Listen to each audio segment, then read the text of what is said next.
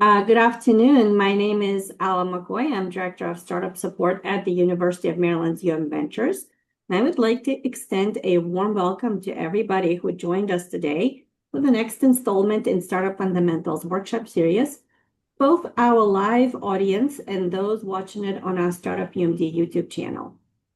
This workshop series is offered by UM Ventures and Maryland Technology Enterprise Institute. Everybody who is in the live session, please feel free to submit questions using the Q&A function. You can find it at the bottom of your screen. We will answer all of the questions, but we'll save them to the end of the session, but please keep submitting them. And if you see that someone else submitted a question that you like, you can also upvote it. So as a reminder, we are recording this session. It will be posted on YouTube. So if you would like to remain anonymous, you can submit your question anonymously. There's like a window you can click submit it anonymously if you wish to do so. So let's move on to today's topic. Today we will be discussing on how to scale your startup team. How do you grow from 1 to 2 people to managing an actual team? That can be quite challenging. So as startup founders move from early experimentation to growth, the greatest constraint often shifts from technology to leadership. And this workshop addresses one of the most difficult and least supported transitions in early stage ventures. How do you shift from technical expert to the leader builder? I met today's presenter at one of our startup events earlier this year at Entrepreneur Conference, and something that she said as a comment to one of the sessions really moved me. And so I invited Wanda Jones-Yeatman, CEO and founder of Haycliff Group. She is an entrepreneur herself. And she is a talent development executive with 15 plus years of experience, connecting business to goals to innovate scalable programs that transform culture, accelerate leadership growth, and elevate workforce capability. So Wanda created a wonderful workshop for us. She is also very kind and created as a follow-up and manual for all of you that if you send me an email, I will distribute that to you via email after the session. And you can also review this session on our YouTube channel. And there's another surprise that Wanda has for all of you in store. So Wanda, the floor is yours. Awesome. Thank you so much, Ala, for the warm welcome. And thank you so much for your kindness to me as an entrepreneur. I had such a great time at the conference. And I'm so delighted to be with all of you today. And I really feel such a kinship with you because I'm starting my second journey as a founder and entrepreneur. And, we are a rare breed. I did a lot of intrapreneurship in organizations, but also ran my own business for a number of years. But you all are doing the really tough stuff, and I'm so excited to be here with you. One of the things that I think is so important to just begin with is you are already a builder. You've built something from an idea, a hypothesis, a vision that most people couldn't even see yet. And that took a particular kind of genius. And I want to start by honoring that in you. But here's what I've learned from walking alongside leaders and executives, founders from 3 decades of experience. It's that the moment a venture starts to scale, it asks something new of the person leading it. And not more brilliance necessarily, but a different kind of brilliance. It's a leadership identity that can actually hold what you're building next. And so that's what today is all about. Not fixing anything that's wrong, but discovering what's next for you as a leader and providing insight into the mindset, skill set, and tool set you need to scale. So hold on, here we go.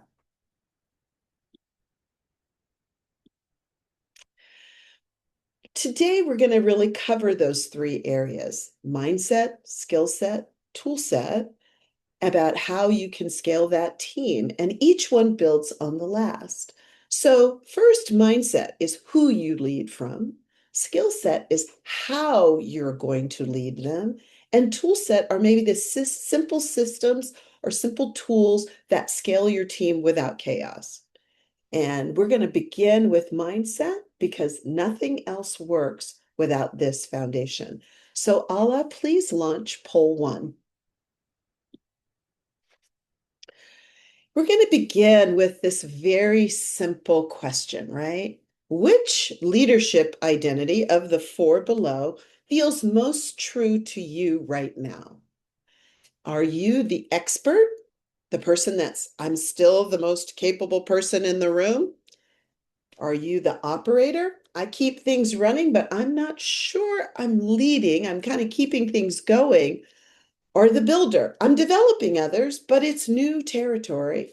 Or the visionary. I see where we're going, but sometimes I struggle to necessarily bring people along. I can see that we're about evenly split. I don't have any operators. That's interesting, but we've got some experts, builders, and visionaries. And so let's go ahead and take this and talk about it. I guess I'm going to share these results real quick. Oh, there we go. And let's and then and so when we look at those things, I want you to really think about, well, what might that mean for me? And hold on to that identity because we're going to come back to it and revisit it as we go through, and I'll delve a little more deeply into it. But first, I want to begin our conversation with the concept of well, I'm going to begin the conversation with telling you a story. Ala, I'm not quite sure how to remove the poll. I will just push that red button. Yeah, I think I Okay. removed it. All right, great. Thank you. All right. So let's start. I want to tell you a story. And I want to tell you about these two founders that I've worked with a number of years ago whose situations looked completely different on the surface, but at the root, they shared the same challenge. Their leadership identity was out of alignment with what their organization needed to thrive. And the first founder was absolutely brilliant, visionary, deeply committed, but she was leading from a place of insecurity she couldn't actually name. And that insecurity showed up everywhere: how she made decisions, how her team related to her, in the culture that she was forming unknowingly. And when I came in, her board actually brought me in. Her organization was close to imploding. And my team and I really dealt with the concerns that the board had because her team was absolutely stuck. We did a full assessment. We talked to the board, we talked to the team, and we talked to that leader. And most importantly, we did some assessment work with her by looking at her leadership to understand her traits of maturity and her immature traits. And what we discovered really changed everything. We really delved into what was her leadership identity. And what we found out was that she didn't need to become a better manager of 10 people. She actually needed to stop managing 10 people entirely. It wasn't who she was, and it wasn't what she did best, and it wasn't where her heart was. And so we did some reorging of the organization, and she shifted into only what she could do. She became the holder of the vision in a new way in terms of helping it to continue to nurture and grow. She held the relationships for the organization and the rainmaking. And then we took one of the folks from the 10 and made them the trusted leader to oversee the team. And today her organization's thriving, not because she worked harder, not because she tried to become something she wasn't, but because she stepped into her right leadership identity. The second founder had an opposite pattern. She was hiding in the rainmaking. She was brilliant at what she did, but her team was really adrift without her. The work they did required her inspiration of them, and they were adrift without that leadership presence. Same diagnostic process, but a completely opposite prescription. Our team actually ended up bringing her in closer to her team. We built her leadership capacity through some coaching, and she and taught her how to step into her role as the leader her people needed. She was afraid before, she didn't know how to do it. And one of the big things we did was helped her become that thermostat rather than a thermometer of her organization. So she set the temperature of how the organization would move forward. She's flourishing today. Matter of fact, I just got a note from her a few days ago, and so is her team. Two founders, same root issue, but completely different solutions. And that's because there is absolutely not one right answer. There's only your right answer. And that answer actually starts with understanding your leadership identity clearly, honestly, and with some real data. So let's begin then with looking at that founder identity. And let's actually focus on the mindset component because, again, everything else you do depends on who you are leading from. So, I want to be clear with you about what I mean by leadership identity. So let me take a moment and frame that up. Leadership identity is not a title. It's actually the set of beliefs, behaviors, and patterns that you lead from, including, and this is really important, including the beliefs, behaviors, and patterns that you don't know that you have. The unconscious plays a huge role in our leadership identities. And so let's look at those ones that we identified, but let's now talk about them in terms of where their core strength is and what the shadow side is. So with the expert, right? That person has deep credibility. They know what they know and they know everything about what they're doing, right? They've got trusted judgment because they are the person with the plan. They got it. But because they know somewhat so much, the shadow can be that they become a bottleneck because everybody wants to know what you know and they want your answer. And that can become a huge detriment to an organization if that component is not matured. The operator is reliable. They keep the machine running and going, right?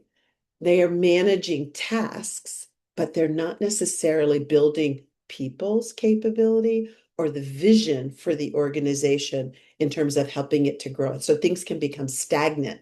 They can just keep doing what they've done all the time because it's the machine and it's running. The builder develops others, grows capacity, and actually may move things forward. But what may happen with the builder, the shadow for them can be that they will not invest in the way that they need to in execution rigor. And so things can start to slip through the cracks. The details can get lost. And so they may have people growing, they may have team members doing things, but they're not doing them with excellence. And last but not least, the visionary, inspirational, direction setting. They've got the mountain, they're heading for the mountain, they build the culture. But if they don't have the right type of structure that enables the organization to continue to evolve and grow, the team can sometimes feel directionless. And so the reality is that most founders move through these identities as their venture scales. And where you are now is not where you'll always be because you will grow and develop as a founder and as a leader. But it's important to know where you are now and to put that stake in the ground so you can understand what good looks like as you progress. It's also important to know that we've identified the shadow, but the way that you deploy your leadership identity, you do that with mature and immature traits. And so let's really focus on that a little bit as well. Every leader, as I said, has mature traits. And those are the strengths that emerge when you're at your very best, when you've got the ideal conditions. It's the wisdom, the vision, the relational brilliance that got you to where you are. But every leader also has that shadow side, those immature traits, and those patterns surface under pressure, stress, and uncertainty.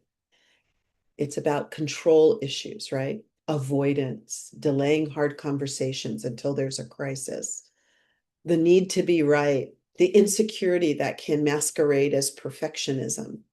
And the gap between those two things is where transformation actually lives.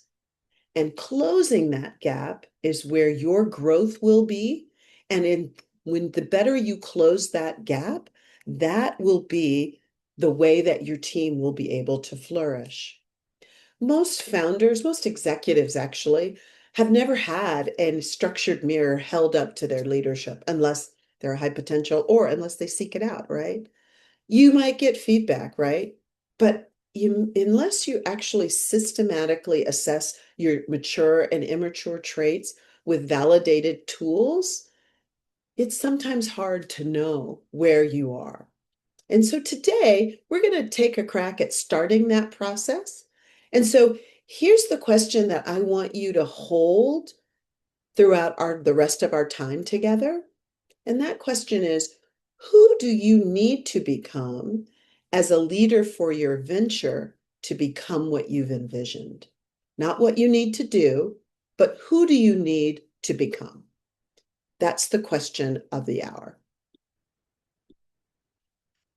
Now, I will tell you that most executives, most leaders, most founders, most folks that are in the game of influencing, delegating, working with other people and leading them need to make a shift. And that core transition is about their identity. And that core shift is from I do all the work to ensure that the mission is met, and I get rewarded for that. Two, the mission is accomplished by the team, and my reward now comes from how well they do and how well I get the work done through them. It's that shift of how you are rewarded and what you do that is the most critical thing and one of the hardest things you'll ever do. It's important to remember it's not a demotion, but it's an absolutely essential evolution, and it's hard. Believe you me, it is really hard because everything that got you here, your technical genius, your ability to outwork everyone, your capacity to see what others can't, those things don't go away, right? But they can't be your primary leadership mode anymore because the ceiling of your venture is the ceiling of your leadership identity. And one thing that I've learned from my study of adaptive leadership with Harvard's Ron Heifetz and Marty Linsky is this. There is a clear distinction between technical challenges, technical problems, right? Those are things that have known solutions and they're easily applied by, they're easily challenged, or sorry, they're easily dealt with by you applying your expertise and your know-how. And those are the things you can solve in your sleep typically, right?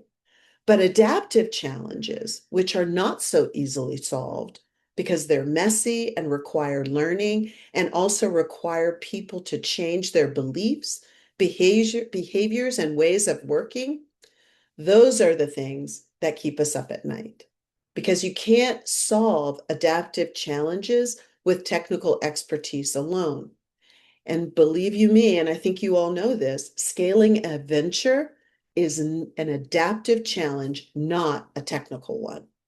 The work of leadership is creating the conditions for others to do the hard adaptive work. That means that you're going to take your organization from one state to another. You're going to take an initiative from one state to another. You're going to take a challenge from one state to another. You're going to make progress on it. And the work of leadership is not doing it for the people that have the challenge, but it is enabling them to do it. And I think one thing that's really important to name right now is that in the age of AI, the things that can't be automated are the things that are going to become your competitive advantage as you scale and as you grow. And this disruption that the AI has created is unsettling for so many. And it's important to know AI can optimize processes, it can analyze data, it can generate code and content, but AI can't create meaning, it can't develop mastery, it can't grant autonomy, it can't build belonging. And those four conditions are what make humans flourish.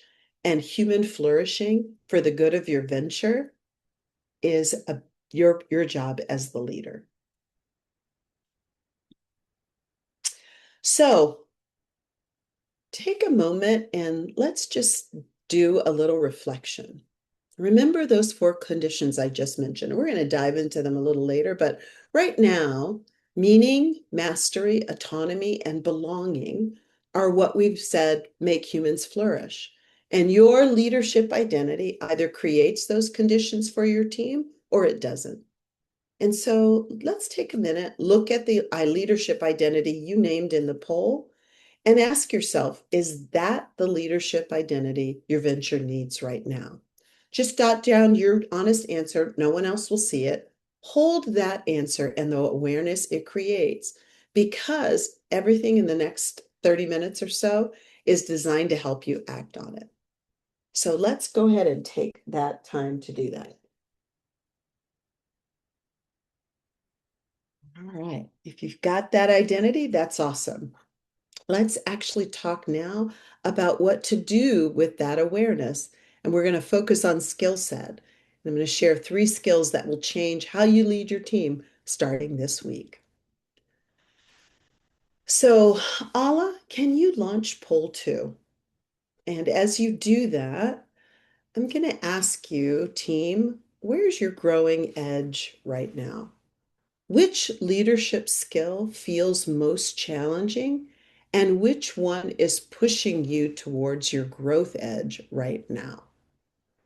Is it having honest conversations with people who aren't performing, building independence, designing culture intentionally rather than letting it happen, or knowing when and how to let someone go who might have been great at an earlier stage? Okay, we're looking right now at honest conversations and designing cultural intentionally. Those are our 2. What else have you got? Who else is going to answer for us?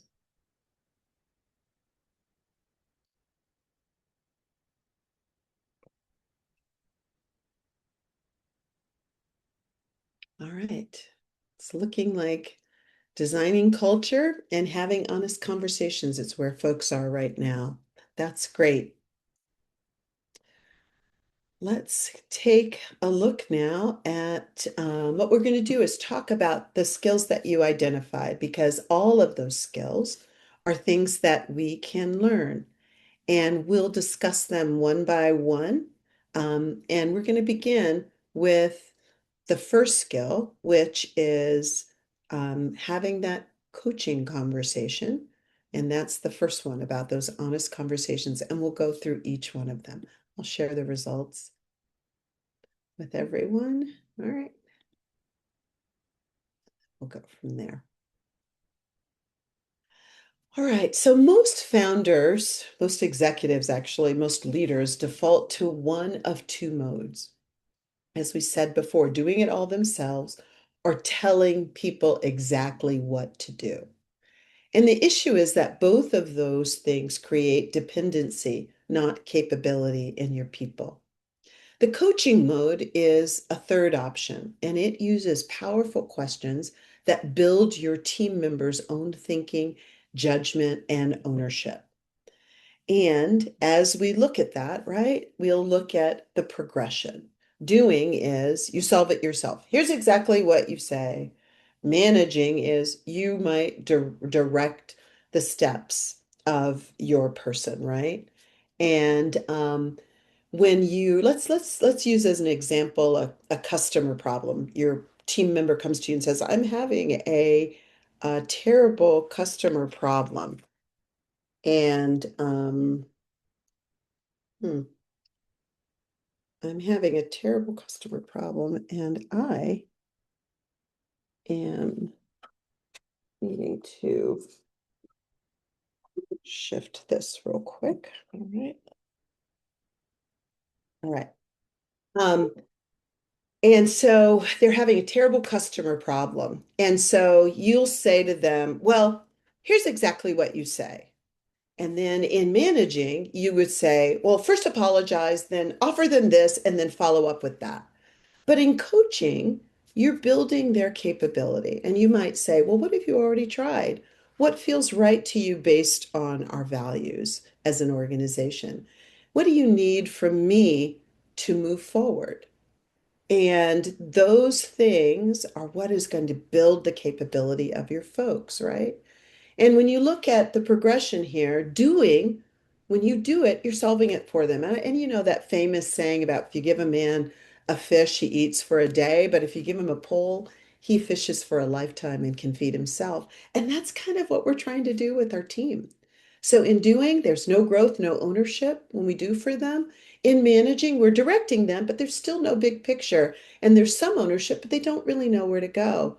But in coaching, you're building their capability, you are building them up, and there's shared ownership for the problems, right? And it's really important to understand that coaching builds that independence capability and grows leadership.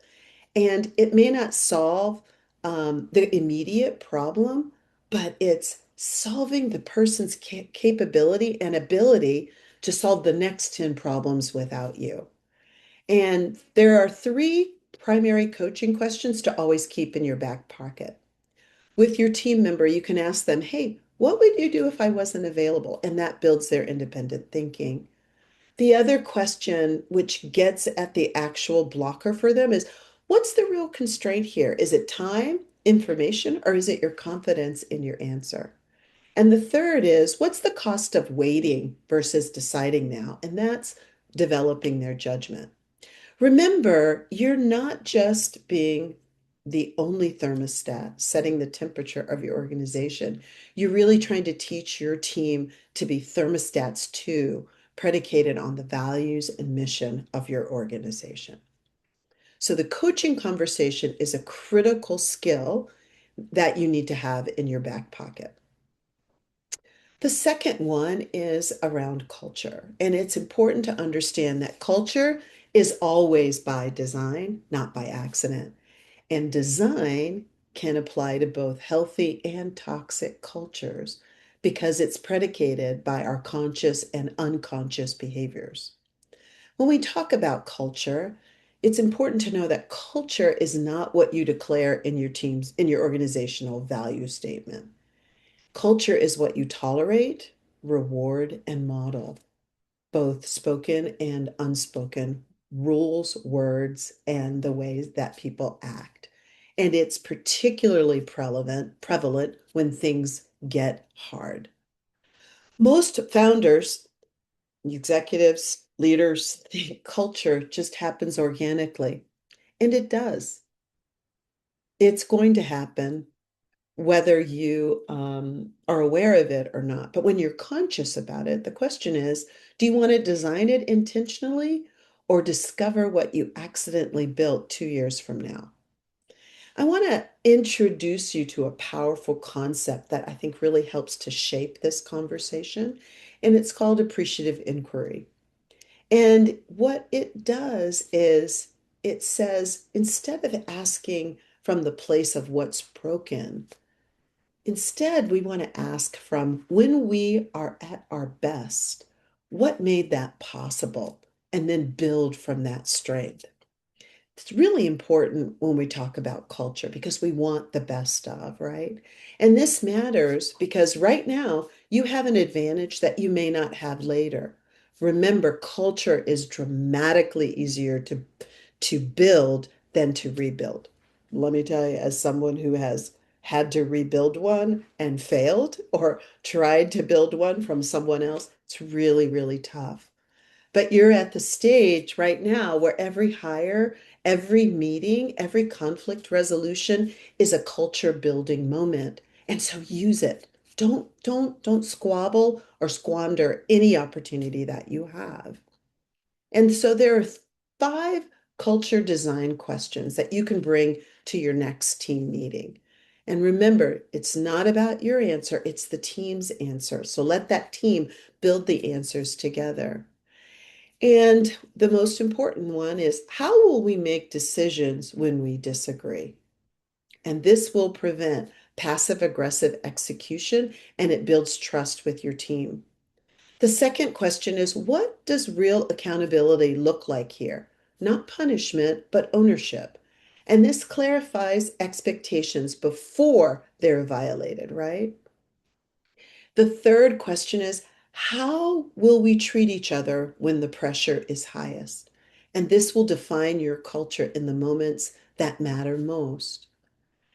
And the last two are super critical. How will we celebrate our wins? How will we know that we met a goal? And how will we make sure that we honor and appreciate each other? And the fifth and last one is, I think, absolutely one of the most important things we can ask ourselves as individuals, but for our team, what does flourishing look like? What does good look like? What does flourishing mean for our team? And what do we need to do to make sure we are flourishing? Your role as the founder is to not have the answer to all these questions. Your role is to ask them and then design the conditions with the team where the right answers emerge and the system is set up to enable that to happen. And let me just tell you from a strategic perspective, here's why this really matters. Strategically, in the network culture that we're living in now, where power is more distributed, individual voices have unprecedented influence, especially with AI, right? Hierarchy is giving way to collaboration, and organizations that will win are the ones where people lead from their seat, where psychological safety enables honest conversation, and where people feel that they belong to something meaningful. My hope is that you are not interested in building a hierarchy. Remember that networks are the way that work gets done, and networks thrive on trust, autonomy, and shared purpose. So, culture by design, your intentional design, will ensure that your organization will be ready to meet the future. The third skill that we want to talk about in this skill set bucket, and remember, there are so many more. I just tried to narrow down to the things that I thought would be most important for you all. Is I think that's and it's the thing that's most a little bit more relevant to startups is it's that one of the hardest leadership moments in a startup, and that's when that person who was perfect for phase 0 to 1 is struggling through phases 1 to 10, right? In one of those phases. And often it's your most loyal people, the ones who believed before anyone else did, the ones who may have worked for equity and passion when you couldn't pay market rates. That history makes it so much harder because the relationship feels personal, right? And you feel loyal, and honestly, you should. But when we avoid those hard conversations, avoidance has a tax. It hits team morale, it slows execution, and it creates resentment among high performers, and it will definitely compound stress for you. It's important to think about it through this framework. Clarity is an act of deep care. The goal in hard conversations is not brutal honesty or protective kindness. The goal is clarity for both of you to get to clarity because clarity is the most generous thing you as a leader can offer. And so let's talk about the process that we might take to get to clarity in hard conversations, particularly with early hires who are often our friends. First, step one is to name the observation. And when you're naming the observation, you're focusing on behavior, not character. It's not, you're not a good fit anymore. It's something like, hey, I've noticed that in the last 3 months, deadlines have been missed on 4 projects, and the team has had to step in to cover. Step two is to then share the impact on the team, the mission, and the venture. And it might be something like, hey, when that happens, it creates an extra load on the team. It's slowing our product roadmap, and it really erodes trust in our ability to deliver. And it creates a lot of churn, right? Third, the step three is then to take a pause though and to ask for perspective because there may be something you don't know and it's really important. You might be missing context. And so that might look like something, um, help me understand what's happening from your side. What am I not seeing? What am I missing? Help me understand. That's one of the best things you can ever say as a leader. Help me understand. Because real conversation requires real listening. And it's sometimes hard, but it is really critical and important. And then last, after you've heard and you've digested and you've understood, you need to reach a clear agreement about it because the behavior is still not okay. At the end of the day, the clarity is, I appreciate that. Maybe I missed that. I can help figure that out, but it needs to change. And so reaching a clear agreement will help you get there. And so you need to be clear about what is the change that is needed, by when, how you'll know that you made the change, and you don't want to have any ambiguity. And so it may sound like something like this. Here's what needs to shift. X by Y date. Let's check in weekly to make sure we're on track. But if we're not seeing progress in 30 days, we'll need to have another conversation and maybe make a different type of a decision, right? This framework honors the relationship and the mission because both are important. And I think it's really, really critical as we think about these things to understand that this is even more important because these are people that we care about. And in that first time startup or, bubble, I will say, of relationships, hearts are involved, right? And so it's really important to come to those conversations with those people with clarity because they deserve it, and so do you. That's our focus then on the 3 skills that I think are really important in that skill set section. And we're going to transition now to really talking about tool sets. And I want to focus then on looking at simple systems that scale. And so before I give you the tools, let's gain some insight into where you might be starting from. Ala, you want to go ahead and launch poll 3?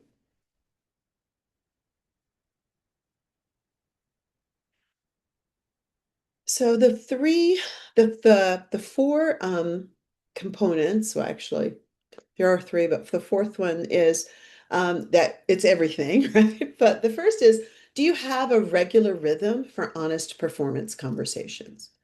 Do you have a way to know who's in the right role and who isn't? Or do you need all of them? I can see someone already filled that out. They're starting from 0, right? And someone else is saying, I need a regular rhythm for honest performance conversations. And all of the above, I think all of us can always get a refresher in that. But that's good to know. Let's look and see where we are. I'm going to go ahead and end the poll if no one else is gonna put it in, and then let's share these results. And we've got kind of 2 bookends of all of the above and that regular rhythm. So we'll cover all of those and talk through that. So thank you all for sharing. All right. So I know some of you might be thinking, this all sounds great, Wanda, but I don't have time to build big HR systems to make all these things happen. I'm trying to build a product and find customers.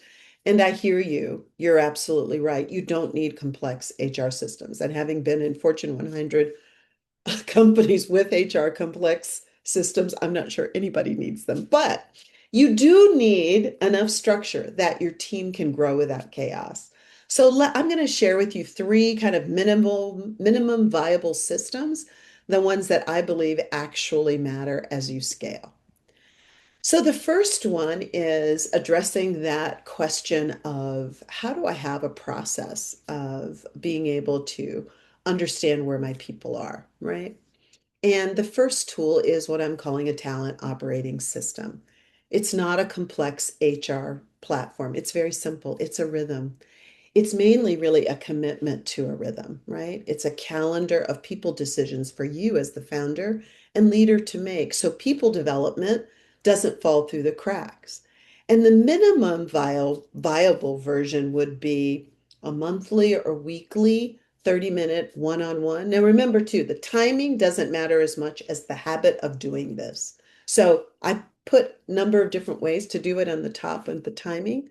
So you would have 30-minute one-on-ones. And I'll share with you a 3x3 framework that you can use with every direct report. The second thing would be a team health check, and that can be quarterly or monthly, depending on how that works for you as a team. And annually or quarterly, you'll do a role review. And in the team health check, you're really working on understanding what's working, who needs support, and who's ready for more responsibility, who might be struggling. And annually, in that role review for each person, you're asking the question, has the job evolved? Has the person evolved? Are they still the right fit? That's it. You don't need a complex system. Remember, you need a habit. And the reason this matters is that the seeds of your future are planted in the work today. The one-on-ones that you have this month prevent the crisis conversations you'd have 6 months from now. The quarterly health checks will surface problems while they're still small, and the annual role reviews prevent you from waking up 2 years from now with a team that's outgrown their roles. Remember, consistency beats intensity, and a simple system done every time beats a perfect system done occasionally.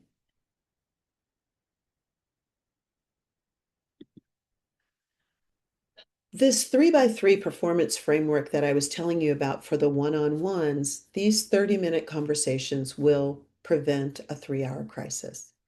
That 30-minute conversation is going to be focused on priorities, growth areas, and support needs.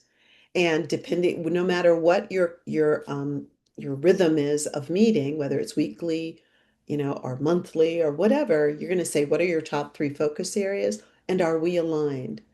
What's the one thing you want to get better at? How can I support that? And then the last one, which is the hardest one, is what do you need from me that you're not getting? And this is typically hardest for founders to ask because essentially you're saying, what feedback do you have for me? And it's important to listen because it will surface the blockers, the misalignments, and the unspoken frustrations that your team has with you and with the work before they become crises. And you might hear things like, I need clearer priorities. I'm getting conflicting direction. I need you to stop jumping into my work and let me own it. I need to know if I'm doing a good job. I can't tell. Every one of those is fixable, but only if you know about it. So put these 30-minute meetings on the calendar. Get them in a rhythm, protect them. Don't cancel them when things get busy because that's when they matter most. The the third tool is a succession thinking framework. And you don't need corporate succession planning. Having run that, you really don't need it. It's so much effort and work. But you absolutely need business factor awareness. And here's the key question for you. If a key person left tomorrow, what would break in your organization? And the green, yellow, red assessment that simple assessment I have for you here is something that is important to know as you get members on your team. Green would mean that the knowledge of the person is documented, cross-training exists, someone else can do it, the role is transferable, and so if the person left, there'd be a low departure risk. We almost want every role to be like that. That's our goal, but not everyone is, right? The yellow would be it's a one-person dependent role. There's some documentation, moderate departure risk, survivable, but really bumpy. And red is that single point of failure, right? Where if that person left, curtains for everybody, right? And it would make a huge difference. And so it's really important to know who that is, to know what that is, and to be able to understand how many of my critical roles are red. Are you a red critical role? For many founders, most founders at your stage, the honest answer is most of your roles are mission critical, right? And most of them are red. But that's not a failure. That's just where you are. But it's a really important strategic vulnerability you can address, and you just need to get a 90-day plan for it. So for every red role, document the critical knowledge, processes, relationships, decisions. Cross-train at least one other person on key responsibilities in that role, and reduce dependency by distributing critical knowledge, and build a large language model for an AI agent that understands those important things as well. The strategic benefit is that when people know their knowledge matters enough to document, they feel valued. When they're not the only one who can do something, they have permission to grow into new challenges and to take a day off. The thing I think that is another connection to AI is that the roles most vulnerable to AI disruptions are roles where knowledge is undocumented. The act of documenting for succession will also surface what can be automated, which will allow for your team members to be focusing on something more important. What is it that requires essentially human judgment on your team, and what can AI do for you? I want to put this all together now and kind of integrate the three different components because infrastructure without philosophy becomes bureaucracy. And the tools I just gave you only work if they're grounded in something if they're grounded in something deeper. Human flourishing, particularly in the age of disruption, this age of disruption, needs to be a non-negotiable as we sit in one of the in the middle of one of the biggest disruptions to work that the world has ever seen with the rise of the age of AI. I want you to leave with the understanding that flourishing as strategy is actually your competitive advantage today in the age of AI. And there are four conditions for human flourishing that great leaders create. And as AI transforms work faster than any of us anticipated, these four conditions are what separate thriving organizations from surviving ones. And what I mean by that is the first is meaning, helping people to understand why their work matters beyond the task, not just what we're building, but why it matters to the world. Because when someone understands that their code isn't just elegant, it's enabling cancer researchers to analyze data faster, that's meaning. When they know their customer support isn't just solving tickets, it's helping small businesses stay afloat, that's meaning. AI can execute tasks, it cannot create meaning. You do that. Mastery is making sure people are growing and not just producing, that they're building capabilities that make them more valuable, not just busier. That's why that 3x3 framework asks about growth every month. And that's why you invest in learning, even when budgets are tight. Because in the age of AI, the only job security is capability security, growing your skills, because what got people here won't get them there. And if you're not helping your team grow and build the capabilities of the future, which are creativity, judgment, relational acumen, adaptive thinking, someone else will. And it doesn't mean you have to have some expensive, learning system or team structure, right? It means someone brings an article and you discuss it. Someone shares the new tool that they're using, but you need to make learning a priority for your team. The other one is autonomy, and that's about giving people real ownership, not just execution, letting them make decisions, own outcomes, and shape how their work gets done. This is the hardest one for founders because you built this thing, right? You have opinions about everything, so do I. And honestly, you're probably right about most of it. But here's the truth. The more you give away your power, the more your venture will grow because you'll have five people thinking about it instead of one. And every time you coach instead of direct, you're building that autonomy. Every time you let someone own a decision you could have made, you're building autonomy. And autonomy is what unlocks innovation because the best ideas don't come from the top anymore. They come from the network, from the people closest to the customer, closest to the problem, and closest to the opportunity. Sense making happens from those who are doing the work. Last but not least is belonging, and that's creating enough psychological safety for people to bring their full thinking, their questions, their concerns, their half-formed ideas, their disagreement to the table. This is what separates cultures where people comply from cultures where people create. And you build it through the hard conversations we talked about earlier, through the monthly one-on-ones where you ask what people need, through the culture design questions where you invite the team to co-create the answers. Belonging is the foundation of everything else. And without meaning, everything else feels hollow. Mastery will feel risky, and autonomy will feel like abandonment if you don't have belonging.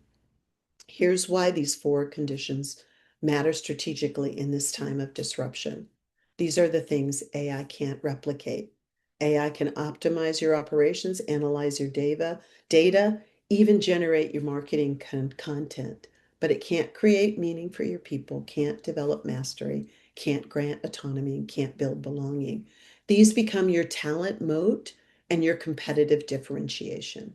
And when your team has these four conditions, here's what you'll get: lower turnover because people don't leave cultures where they flourish, faster innovation because psychological safety unlocks creative risk taking, stronger talent attraction because the best people want to work where they can grow, higher performance because people who feel they belong will give you discretionary effort. People who will walk through walls for the mission because they're not just working for a paycheck, they're part of something meaningful. And because you're building from scratch, you have a huge advantage. You don't have to undo a broken culture. You get to build it right now. So, in the next 90 days, every decision you make, think of it as a leadership identity decision: who you're hiring, how you're running your meetings, how you're handling that conflict, what you're celebrating, what you're tolerating, and how you communicate in a crisis. Make them with intention because what got you here won't get you there. The hierarchy model of leadership, where the smartest person at the top makes all the decisions and everyone else executes, that's dead. We're living in the network now. And in the network, leadership is about creating the conditions where everyone can lead from their seat. That's your competitive advantage, not your product, not your tech, your people, and whether they're flourishing or just surviving. So let's wrap this all up in a bow and see where you all are right now. Ala, will you please launch, pull four. So, which commitment might be feeling most alive for you right now? Getting clear on your leadership identity, starting coaching conversations instead of doing or directing, building a simple performance, or doing a yellow-green assessment of your critical roles. That's great. Good. All right. Great. I love it. I love seeing all these. These are great. And team, here's the thing I'm going to do with this. I want to ask you to make three commitments to yourself, actually, right? And you can say it in the chat or just in your notes. Capture one answer for each. First commitment I want you to make is a mindset shift you will practice in the next 30 days. Maybe it's moving from I have to do it all to my job is to build people who can do it. Maybe it's moving from I need to be the expert to I need to be the coach. What's the identity shift you're ready to make? Commitment two is what's one leadership skill you'll apply this week? Are you going to have a coaching conversation instead of jumping in to solve? ask your team one of those culture design questions, or are you going to have that hard conversation you've been avoiding? What's the one skill you're going to practice? Or commitment three, what system will you implement this quarter? 3x3s, green, yellow, red. Which one are you going to do? Write that down and make it real.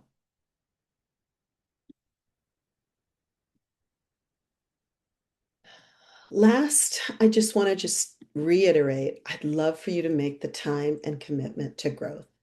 Make those three commitments to you, right? Make those three commitments to you and your growth. And as Allah said, I have a workbook for you, and it'll help you to be able to work through it and identify maybe a little bit more, do a little more thinking than we had time for today. And then I also, before we wrap up, I want to make you an offer. We started today with a question about your leadership identity. And I want to give you the chance to answer it with some other data, right? Some other real data, not just reflection, but a structured assessment. So I'm a certified John Mattone Intelligent Leadership Executive Coach. And the cornerstone of that work is a tool I love, which is centered on the Enneagram, and it's used with C-suite leaders globally. And it surfaces your mature and immature leadership traits, the patterns that show up under pressure, and the strengths you bring when you're at your best.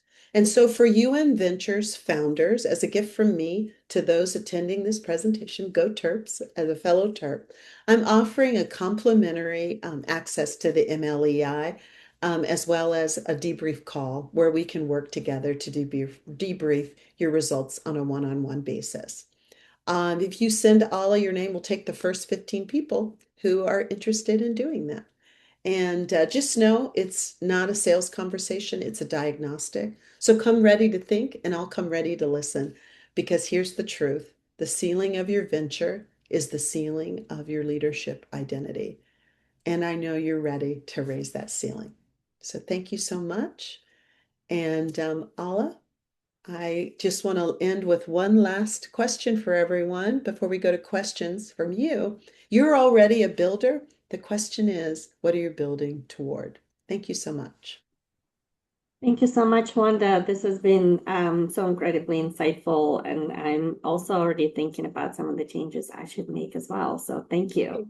Awesome. So we have 2 minutes left on the hour. If anybody has any questions, you can either submit them via the chat or the Q&A, or at this point, if you'd like, you can also raise your hand and ask a question that way. I can unmute your mic if you'd like, but do remember that we are posting this on YouTube. So you want to remain anonymous, you can do that via the Q&A function. And I don't see any questions. I think Right. this has been such an incredibly well-woven conversation that people are so deep, so many deep insights that people are still thinking through, and probably will need to rewatch this again and maybe read through the workbook that you prepared for everybody. So thank you. Uh, Sure. Anybody has any last minute questions? We still have a minute left. All right. Well, I'll just end with saying, you have more power than you realize. That's one of the things I've learned with 30 years walking beside leaders.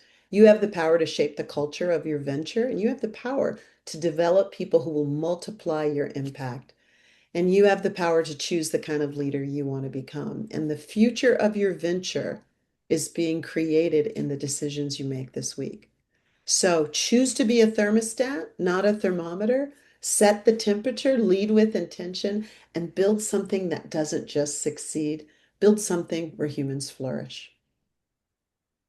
Thank you. Wonderful words to live by. Thank you so Awesome. much, Wanda. Sure. Thank you Thank so you. much to everybody who is in our live audience, and thank you to those who are watching us on YouTube. Yeah. Awesome. Thank you so much. Okay. Bye-bye. Thank you. Bye-bye.